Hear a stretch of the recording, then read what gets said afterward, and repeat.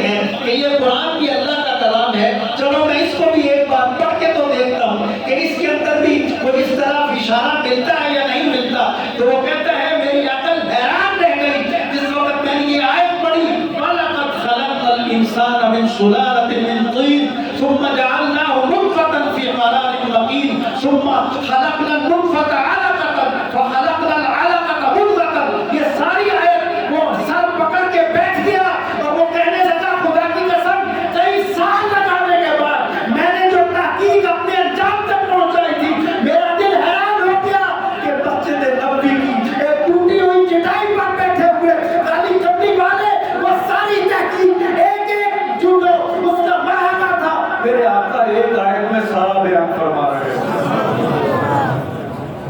اس نے کہا کہ خدا کی قسم میرا دل مان گیا کہ یہ کلام کسی انسان کا بنایا ہوا نہیں ہے، یہ اللہ کا نازل کرتا کلام ہے، یہ انسان کے خالق کا کلام ہے جس نے انسان کو ان تخلیقی مراحل سے گزرنے کے بعد پیدا کیا ہے۔ یہ آج میں نے اتنے آلات دریافت ہونے کے بعد، ان کے ایجاد ہونے کے بعد، میں نے کئی سالوں تک تحقیق کے بعد جب یہ دریافت کیا، اس وقت تو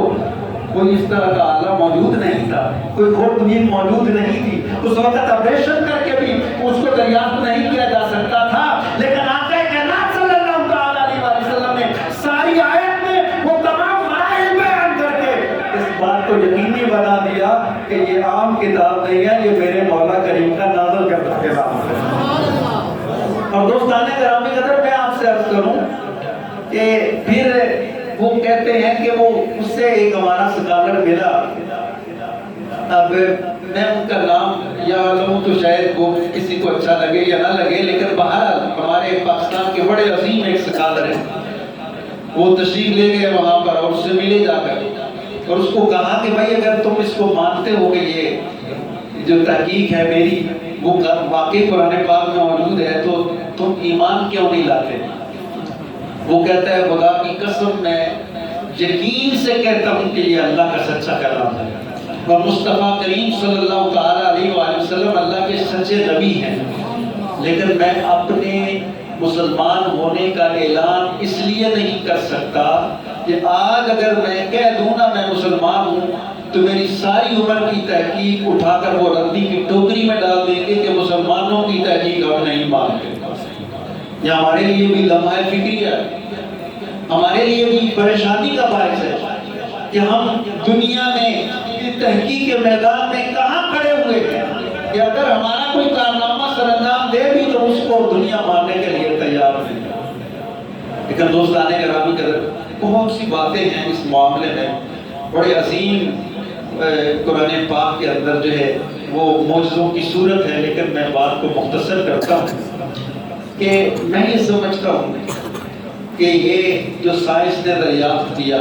کہ قرآن پاک اللہ کی سچی کتاب ہے، ہم مانتے ہیں نا کہ سچی کتاب ہے، کہ کوئی شک ہے سچی کتاب ہے، تو اس میں صرف سائنسی تحقیقات جو ہے وہی سچی نہیں ہے، جو سب سے بڑی جو قرآن پاک میں جو سچی باتیں ہیں دوستان گرامی قدر، وہ ہمیں ان کی طرف بھی غور کرنا چاہیے۔ اللہ تعالیٰ نے ارشاد فرمایا تھا الف لام را کتاب انزلناہ الیک لتخرج الناس من الظلمات الی النور، یہ قرآن پاک تاریکیوں سے اندھیروں سے نور کی طرف نکالنے کے لیے آیا تھا۔ یہ قرآن پاک آج بتا رہا ہے کہ جہاں سائنس ترقی کر کے جب اپنی آخری منزل تک پہنچتی ہے اس کو اپنے آگے قرآن کھڑا ہوا نظر آتا ہے، ان کی تمام جتنی بھی تحقیقات کا انجام ہوتا ہے وہاں اس کے آخر میں قرآن پاک کی آیات ان کو لکھی ہوئی نظر آتی ہیں۔ لیکن دوستان گرامی قدر جب قرآن اس میدان میں اپنی صداقت کو ثابت کر رہا ہے تو یہ بھی مان لو قرآن نے کہا ہے سچ بولو، تو یہ بھی اللہ کا سچا حکم ہے۔ ہم نے قرآن پاک پڑھا لیکن جھوٹ بولنا نہیں چھوڑا۔ قرآن نے کہا ہو دیانتداری سے کام لینا، ہم نے ساری دنیا میں 2 نمبری میں پہلا نمبر حاصل کر لیا۔ قرآن نے کہا تھا کسی پر ظلم نہیں کرنا، ہم نے لوگوں کے پلاٹ گھسیٹے، لوگوں کے مال گھسیٹے، رشوت کے ذریعے، سود خوری کے ذریعے ہم نے لوگوں کا خون نہ چھوڑا۔ قرآن پاک نے یہ تو نہیں کہا۔ قرآن کی فضیلت کے تذکرے کرنے والے میرے دوستوں، میں تو شاید یہ جملہ کوئی شرعی اعتبار سے کہیں میں، اللہ معاف کرے، جب قرآن کھولتا ہوں تو مجھے یوں لگتا ہے قرآن رو رہا ہے کہ میں کتنا دے ہتھے چڑھ گئے ہیں۔ یعنی یہ لوگ جو قرآن کا نام تو لیتے ہیں، وہ معزز تھے زمانے میں مسلمان ہو کر، اور ہم خار ہوئے تارک قرآن ہو کر۔ اور دوستان گرامی قدر دیکھیے، حضرت عمر فاروق رضی اللہ تعالیٰ عنہ ایک جو ہے وہ چٹائی پر بیٹھے ہوئے ہیں اور زاروں قطار رو رہے ہیں، ان کی جو داڑھی مبارک کے آنسوؤں سے تر ہو گئی ہے۔ پوچھا عمر کیوں رو رہے ہو؟ کہنے لگے کہ ایک زمانہ وہ تھا کہ مجھے باپ مجھے اپنی اونٹنیاں چرانے کے لیے جنگل میں بھیجتا تھا، اونٹنیاں مجھ سے گم ہو جاتی تھی اور روزانہ مجھے باپ کی جھڑکیاں سہنے پڑتی تھی، لیکن آج اللہ تعالیٰ نے قرآن کی برکت سے، حضور کی غلامی کے صدقے سے 22 لاکھ مربع میل کی حکومت عطا فرما دی ہے۔ اور آج فرات کے کنارے پر اگر جو ہے کسی بکری کا بچہ بھی پھسل جاتا ہے تو آج اتنی ذمہ داری ہے کہ لوگ عمر فاروق کی طرف دیکھتے ہیں۔ یہ قرآن کی برکت، یہ جو عظمتیں نصیب ہوئی، ہم اپنی تاریخ کو اٹھا کر دیکھیں، یہ قرآن کا جس کی بدولت اللہ تعالیٰ نے مسلمانوں کو ساری کائنات کے اوپر سروری اور سرداری عطا فرمائی، اور ہم نے اس کو پسے پش ڈال دی۔ ہماری عدالتوں کو جا کر دیکھو، یہاں شرعی عدالت سے فیصلہ جاتا ہے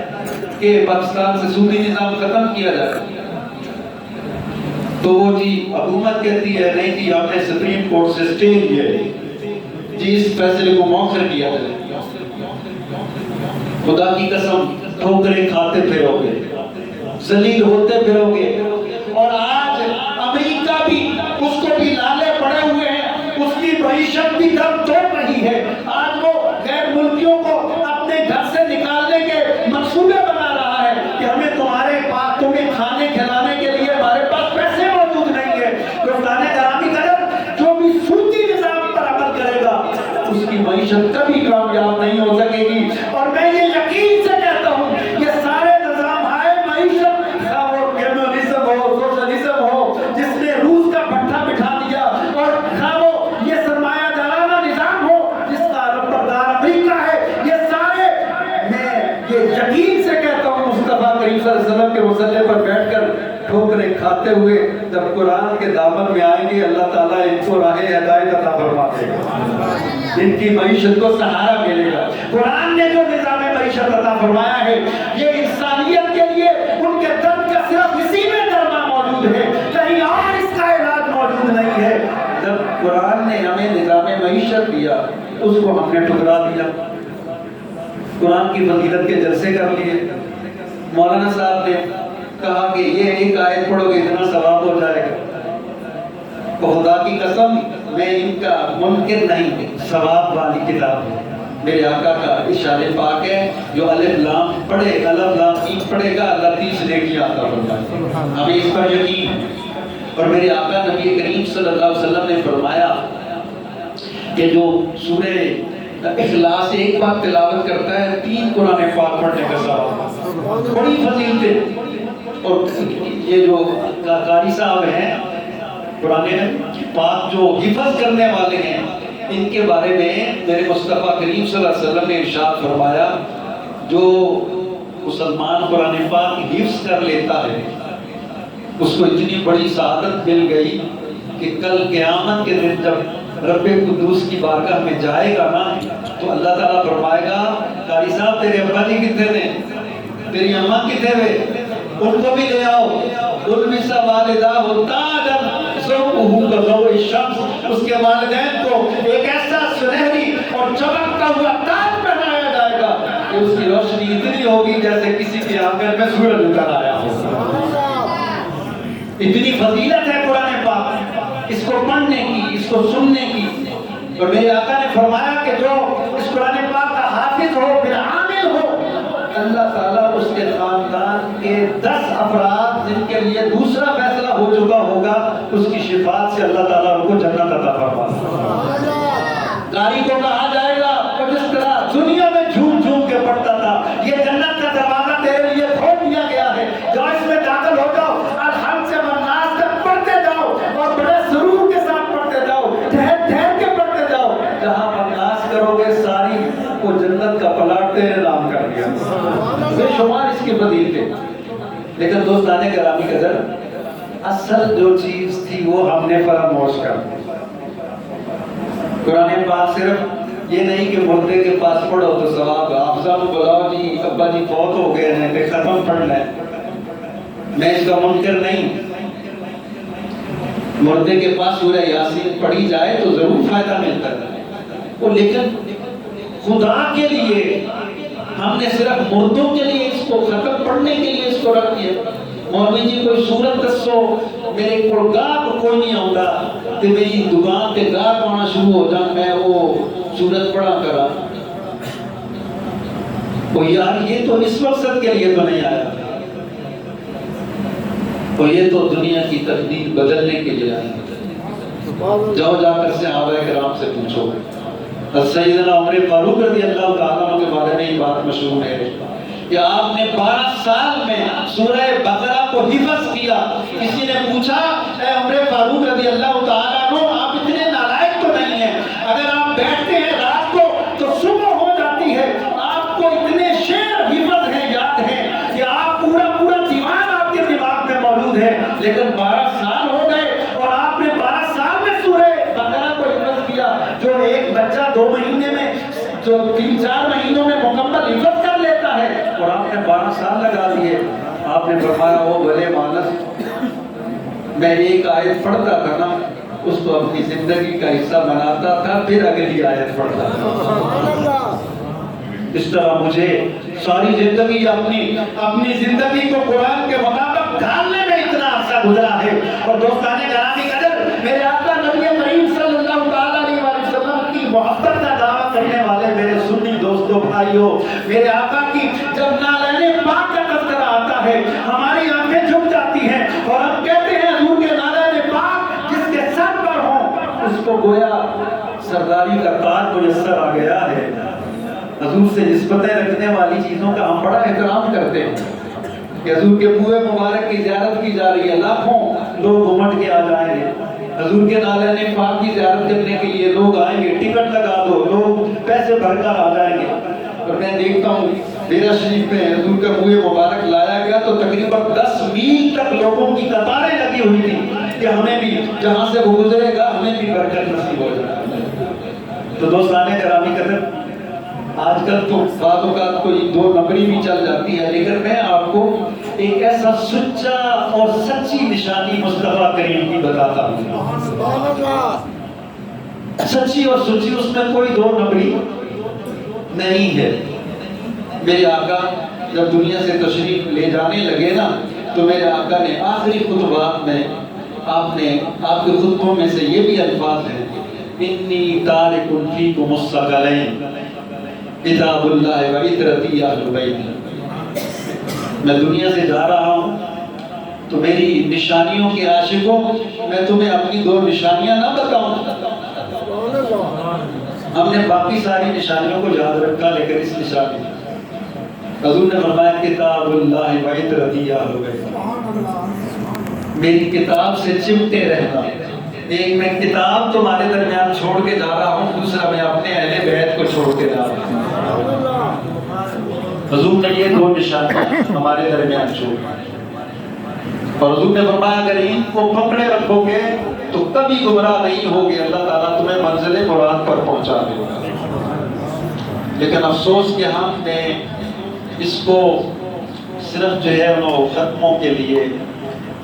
اور اس طرح کی دوسری چیزوں کے لیے رکھا، نہ ہمارا نظام معیشت قرآن کے مطابق، نہ ہمارا نظام سیاست قرآن کے مطابق۔ عدالتوں میں چلے جاؤ تو وہ کہتے ہیں یہ تقیہ دوسری باتیں ہیں، پرانے زمانے کے لوگوں کے لیے یہ کتاب نازل ہوئی تھی،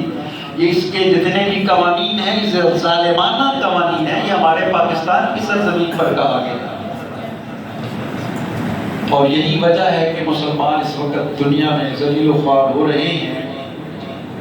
اور میرے آقا نبی کریم صلی اللہ علیہ وسلم کی یہ حدیث پاک میں عرض کر کے اپنے گفتگو کو ختم کروں کہ حضرت سیدنا عمر فاروق رضی اللہ تعالیٰ عنہ کو اس فال کے مقام پر مکہ کا گورنر ملا جس کا نام غالباً حارث تھا۔ حضرت عمر فاروق نے اس کو مکہ کا گورنر مقرر کیا تھا۔ تو پتہ چلا کہ ادھر دورے پر حضرت عمر فاروق تشریف لا رہے ہیں، تو وہ آپ سے ملاقات کے لیے حاضر ہوا۔ تو آپ نے پوچھا حارث سے کہ حارث تم کو میں نے مکہ کا گورنر بنایا ہے، تم وہاں مکہ کو چھوڑ کر یہاں کیا کر رہے ہو؟ استخلفت رجلا، کیا کسی آدمی کو تم نے اپنا نائب مقرر کیا ہے وہاں پر؟ کہتا ہے حضور میں نے آپ سے ملاقات کرنی تھی، کچھ معاملات میں ڈسکس کرنی تھی، تو میں آپ سے ملاقات کے لیے آیا ہوں۔ استخلفت ابن ابزہ، میں اپنا نائب ابن ابزہ کو بنا کر آیا۔ ترمذی شریف کی حدیث پاک، صحیح حدیث پاک۔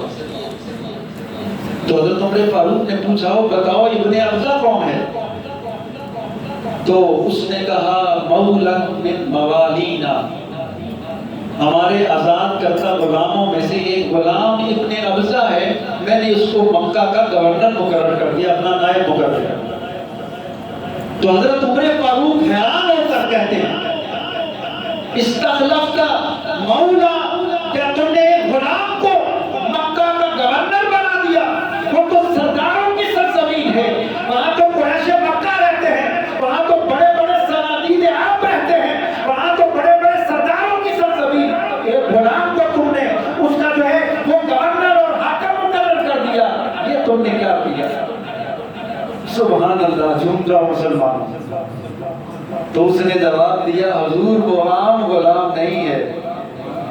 انہ قارئ بکتاب اللہ، وہ عام غلام نہیں ہے حضور، امیر المومنین وہ قرآن پاک کا قاری صاحب ہے، وہ قرآن پاک پڑھنے والا ہے، وعالم بالفرائض،